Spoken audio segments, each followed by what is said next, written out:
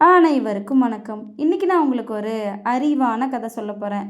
ஒரு நாள் ஒரு அப்பாவும் அவருடைய 4 வயது மகனும் அவங்களுடைய புது காரை தொடச்சிக்கிட்டு இருந்தாங்களாம். அப்போது அந்த குட்டி பையன் ஒரு சின்ன கல்லை எடுத்து காரோட கதவுக்கு பக்கத்தில் சுரண்டிக்கிட்டு இருந்தானா. சத்தத்தை கேட்ட அப்பாவுக்கு கோபம் தலைக்கேறிச்சான். கோபத்தில் அவர் பக்கத்தில் இருந்த ஸ்பேனர் எடுத்து அந்த பையனோட கையில் வேகமாக அடித்தாராம்.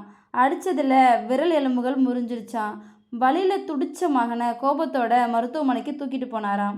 பல விரல்களில் எலும்புகள் முறிஞ்சிருக்கு, எல்லாத்தையும் சரி செய்கிறது ரொம்ப கஷ்டம் அப்படின்னு மருத்துவர் சொன்னாராம். அந்த குட்டி பையன் வலி நிறைந்த கண்களோட அப்பாவை பார்த்து, அப்பா என்னோட விரல் திரும்ப வளர்ந்துடும் இல்லைப்பா அப்படின்னு கேட்டானா. கண்ணீரோட மௌனமாக வெளில வந்தாராம் அவங்க அப்பா. வெளில நின்றுட்டு இருந்த காரை பல முறை எட்டி உதைச்சாராம். அப்பதான் அவரோட பையன் கிறுக்கின கீறல்களை கவனிச்சாராம். காரில் ஐ லவ் யூ அப்பா அப்படின்னு எழுதிருந்துச்சான். கண்ணீரோட தலையில் கையை வச்சுட்டு அப்படியே உக்காந்துட்டாராம். இதோட இந்த கதை முடிஞ்சிருச்சு.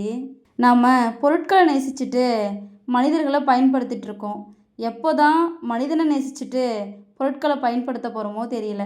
அதை தான் இந்த கதை நமக்கு சொல்லுது. இந்த கதை உங்கள் எல்லாருக்கும் பிடிச்சிருக்கும் நம்புகிறேன். இன்னொரு அழகான கதையில் நாளை மாலை 5 மணிக்கு சந்திப்போம். நன்றி.